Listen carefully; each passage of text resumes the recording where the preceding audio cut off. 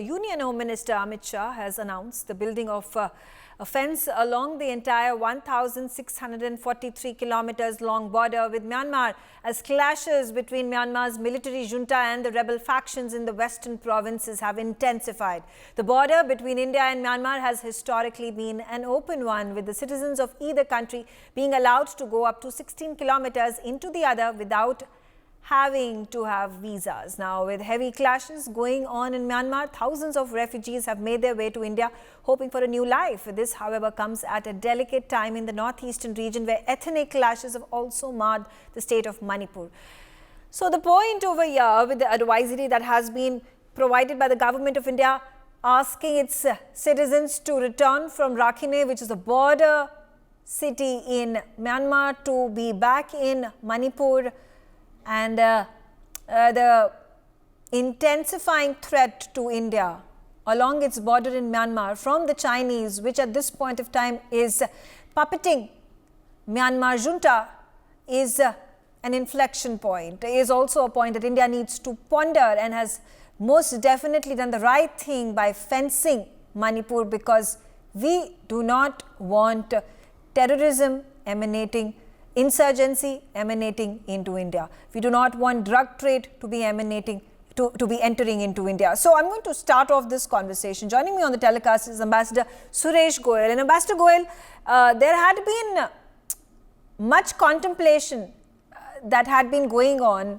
in setting up this 1,600 plus kilometer fencing along the Myanmar border that covers the entire region of Manipur. We have talked at length about the problem of insurgency, of the problem of arms trade, of the problem of drugs trade that happens.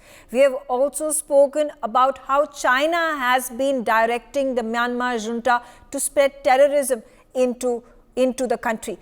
How do you think it has, why do you think this entire matter, an important imperative issue for India to have taken steps on, been put in the back burner up until now?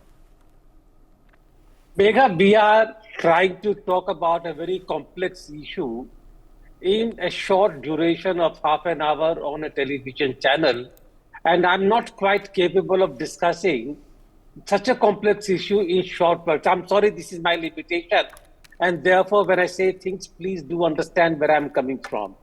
I have been to Manipur several times. I have been to Myanmar border several times. I've seen how the connectivity projects are sought to be developed across Tamil-More border. I remember about the proposal to establish container traffic across the border roads over there. I've seen how the people across the border in Manipur and with Myanmar, how the intercourses take place. People from Manipur go into Myanmar. There are intermarriages.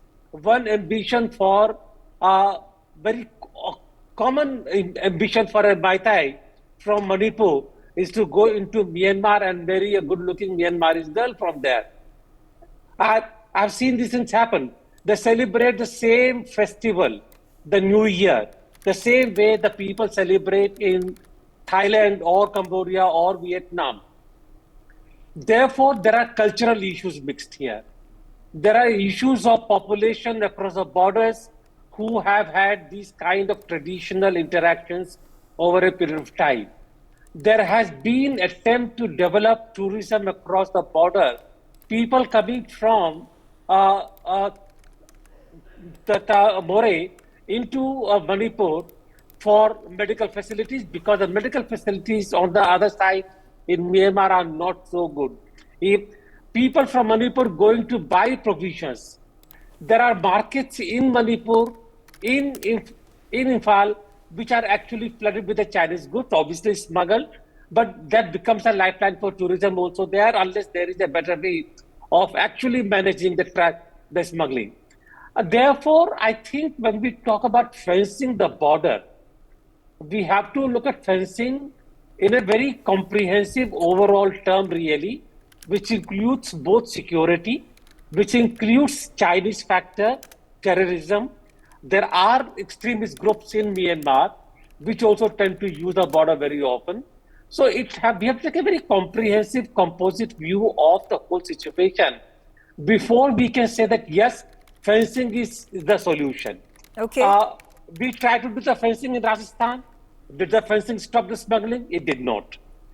Fencing across the border in Pakistan has been partly successful.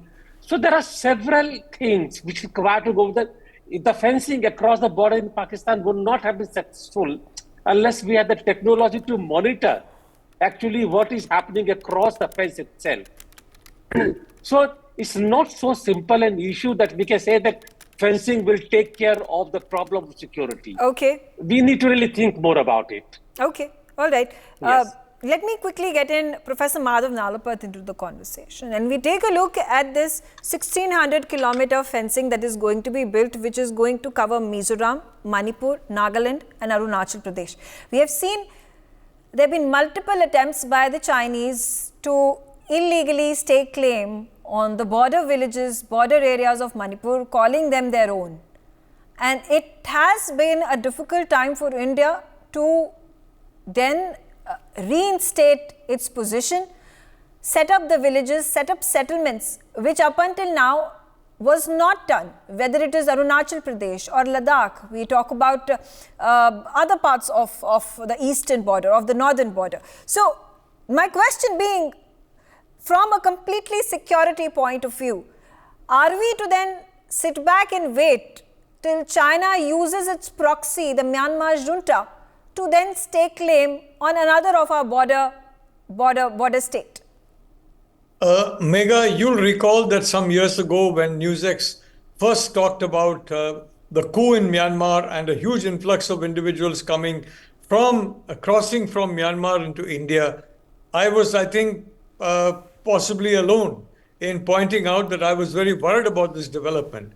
For a simple fact that if you look at drone imaging on the other side of the border, you will see very large barracks and other facilities very close by. And you will plainly see that many of the individuals in these facilities do not appear to be Myanmaris. There's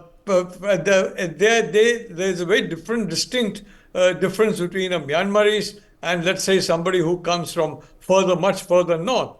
So I have from the very start said that please look at this as a very major security issue.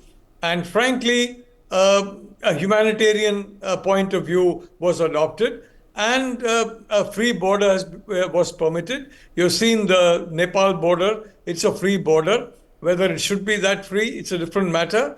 Some of us have long argued that there should be at least some checks on individuals crossing on both sides.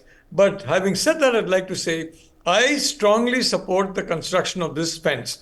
The fact is that the transit that is being planned through Myanmar will not be affected at all by this kind of fencing. The transit will take place under secure conditions of goods that have been screened in advance, and obviously will be screened on the other side as well. So that is not going to happen. I quite agree that many people, innocent people who go to and fro from the border, will have problems. Unfortunately, the problem is, Megha, a little bit, a virus is a very small thing.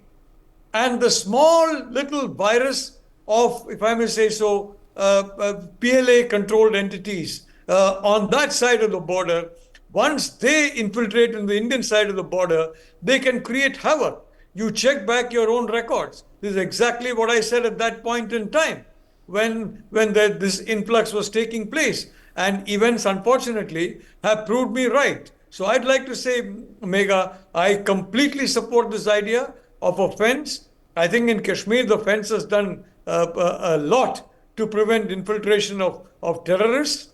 And now you can see a situation in Kashmir is very different from what it was previous to all that. So the same situation prevails on the Myanmar border. And may I point out finally, Megha, it is de facto not a border with Myanmar, but a border with China. Right. Because the Chinese have got such absolute control over so much of that particular border. Absolutely. Major General Gigi Dwivedi, talking about India's security point of view, at how there has up until now been a porous border between Manipur, between the rest of the eastern states of India and Myanmar, keeping in mind there at one point of time used to be prevalence of a democracy.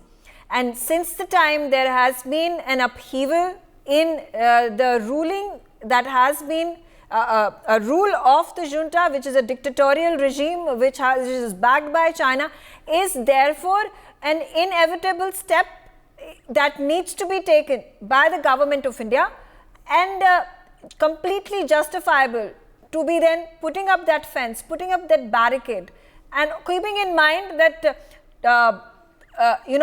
traversing of people from each side of the border is not completely prohibited, but there are going to be checks that are going to be put in place. There are going to be checkpoints to ensure that no untoward incident takes place, to ensure that there is no insurgency that takes place, to ensure there is no drug smuggling or arms smuggling that takes place. Well, Megha, first and foremost, geopolitics and security are deeply interlinked. In fact, geopolitics at times drives security, and at times security drives geopolitics.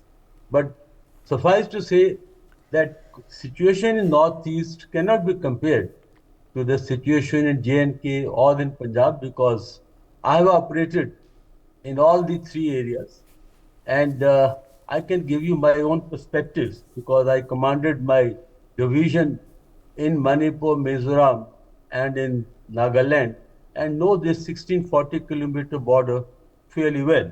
And more than that, I have my family ties. My dad was born in Rangoon. My grandfather was doctor in Myanmar for about 40 years.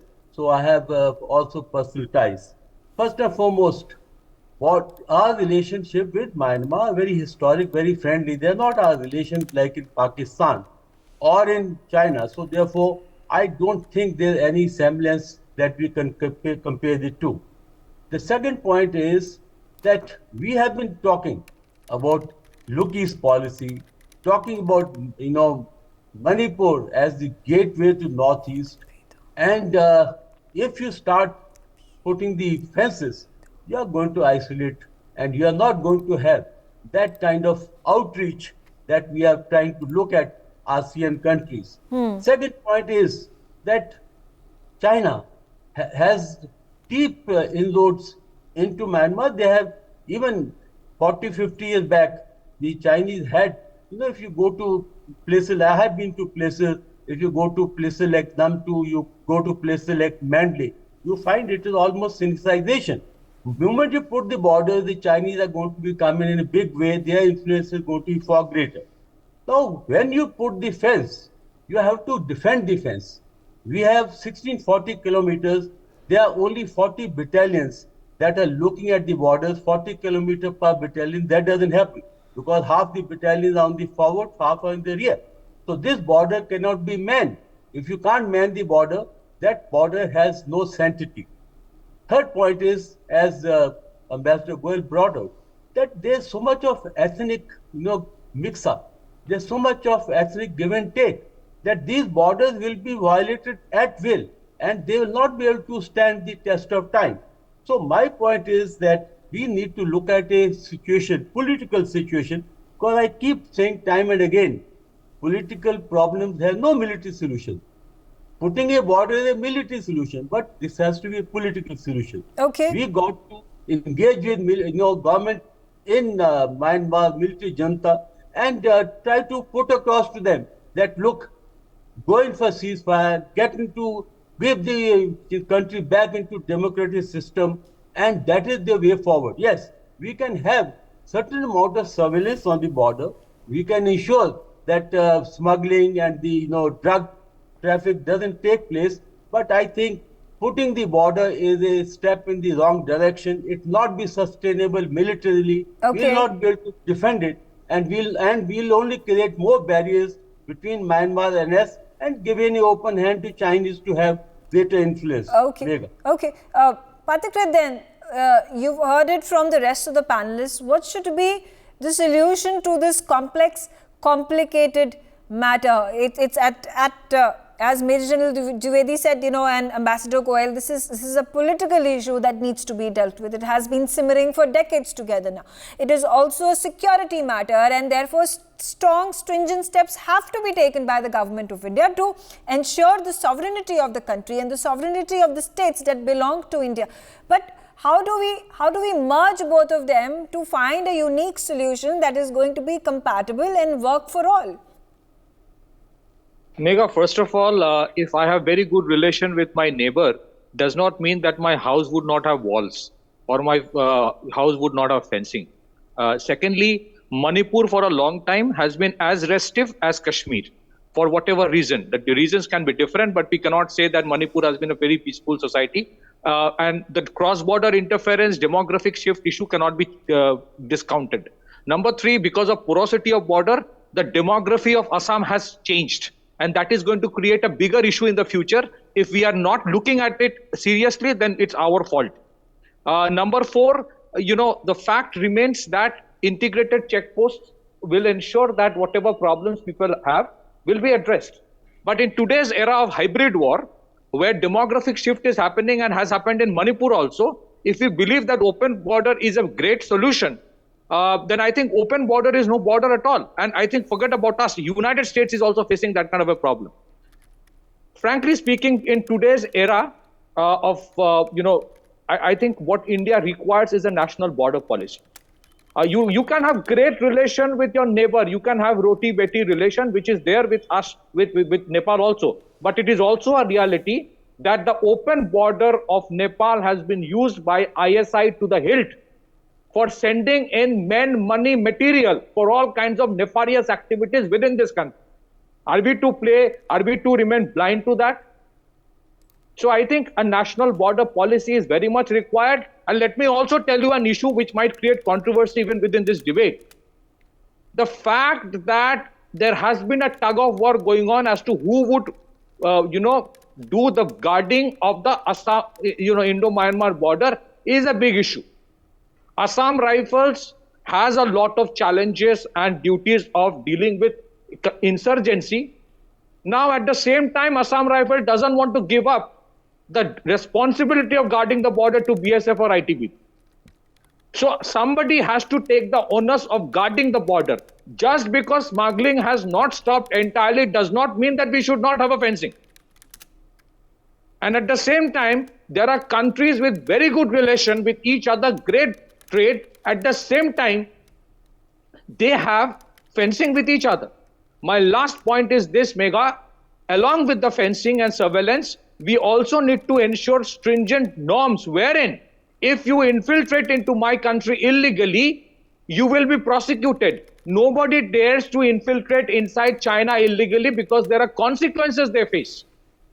So unless we deal with that part also, that if you are illegal immigrant, you will face consequences along with imprisonment for 10 to 15 years. I think otherwise fencing is a good thing, but fencing alone will not serve the purpose. Okay. And invariably, for a long time, Manipur had an open border. The entire border has been open. Has it created that kind of peace and prosperity that we are talking about, that, there are great relationships? Okay. If it had done, then we would not have talked about the fencing today. And I hope the fencing is created on a mission mode. It cannot be created over a 10-year period. Okay. It has to be done by a very short period of time. And that's the message that has been put out by the Union Home Ministry as well. Ambassador Goyal, now, Patrick spoke about Kashmir and the problems of a terrorist state that it at one point in time had become. And there has been a slow and steady progress that has been made in weeding out separatists, in weeding out the terrorists from the erstwhile state. And can we speak about, drawing a parallel of this simmering problem in the northeast, particularly in Manipur and also certain instances in Mizoram and perhaps fewer in Nagaland at this point of time. But the situation could worsen where there are regional political parties and their leaders who pander to these extremists in a bid to garner votes, and which, if put the comparison to Jammu and Kashmir, led the state into becoming a terrorist state. And I say this because a number of politicians, chief ministers in, say in Manipur and particularly in Mizoram, when the elections took place, he spoke vehemently about supporting the refugees who have crossed over from Myanmar to Mizoram. So again, can a comparison be drawn? Megha, when you were talking about this, my mind was going back to the McMahon line, the attempt to really create geographical borders between Tibet and India and Tibet and China claiming sovereignty over Tibet, coming closer to India. How much problem have these hard borders created for India?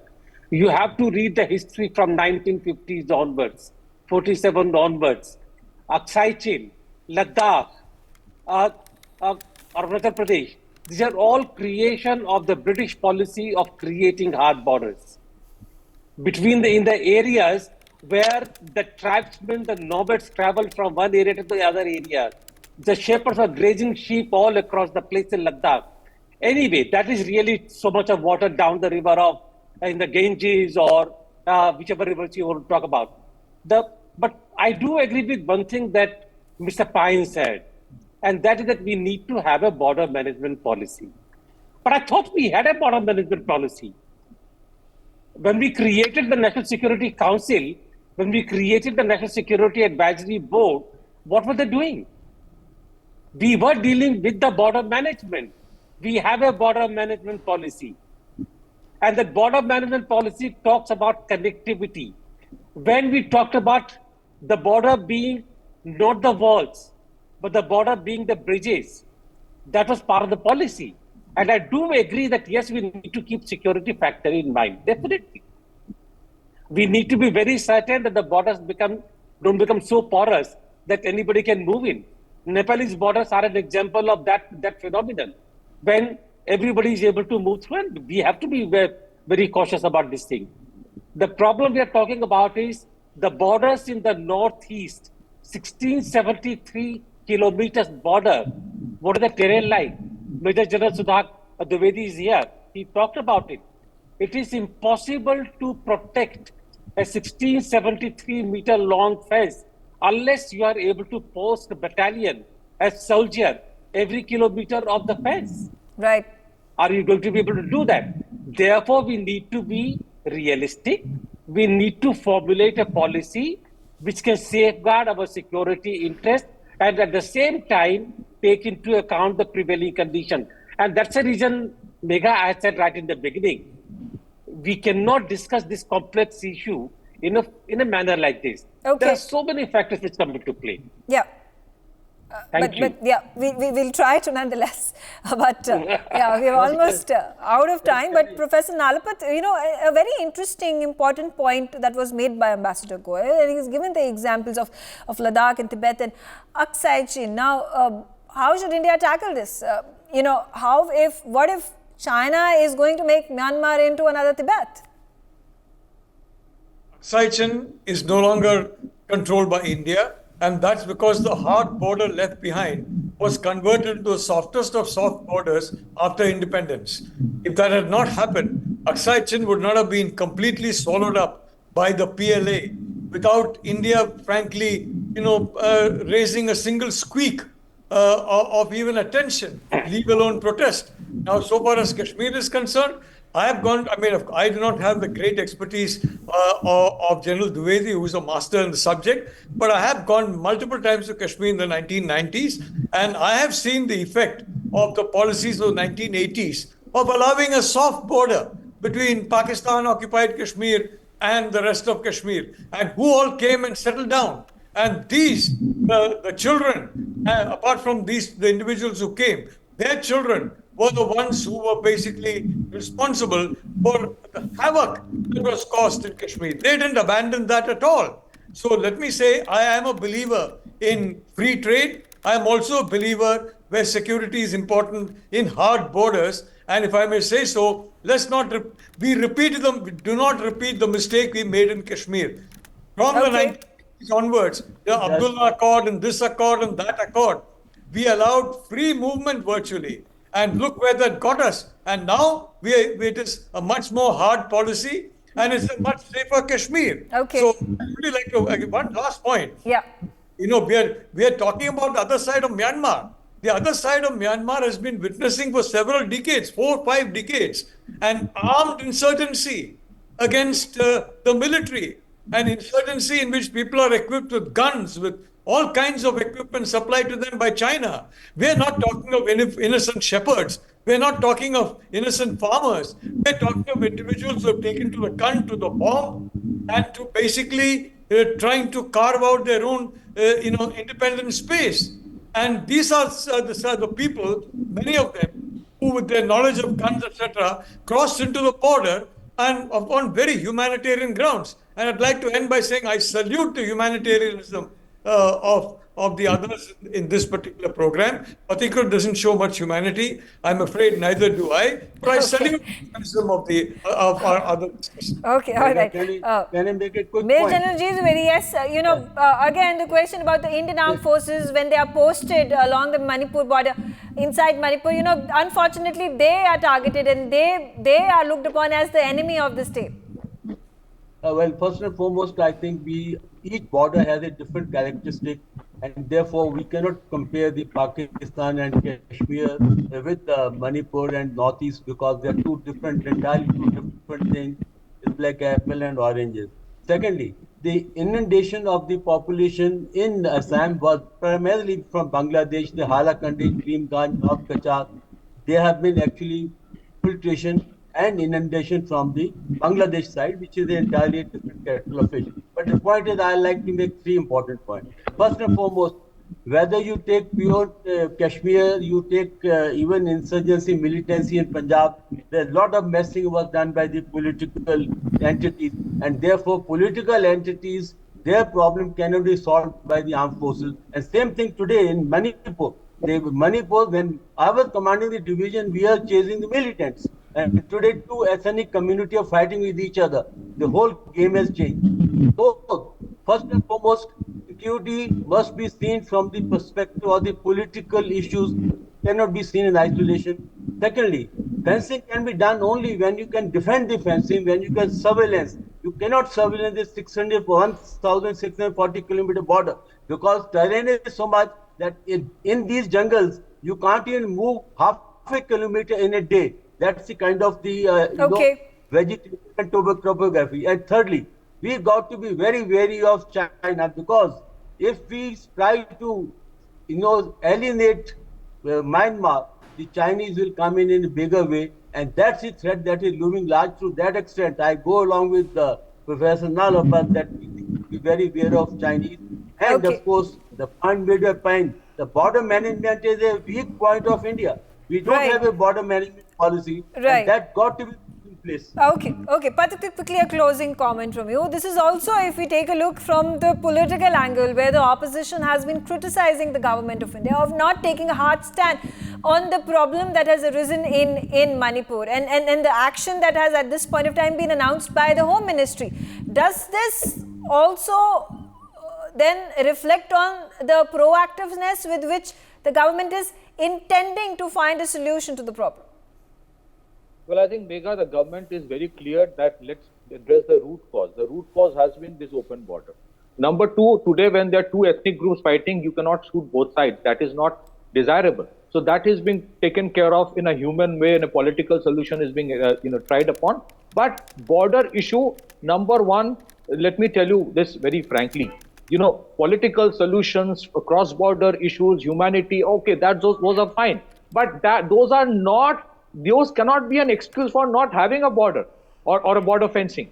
Number 2, let me tell you, hope next time when the Ministry of Home Affairs says that we should have a dedicated force for Assam Indo-Myanmar border fence security, I hope there are no objections from the Indian Army. I hope that. And I have high respect for the Indian Army. I'm not discounting that. Assam Rifles should have a separate, mandate. And it's great. It's a great organization. It is doing its good work. But let me tell you, Megha, my last point.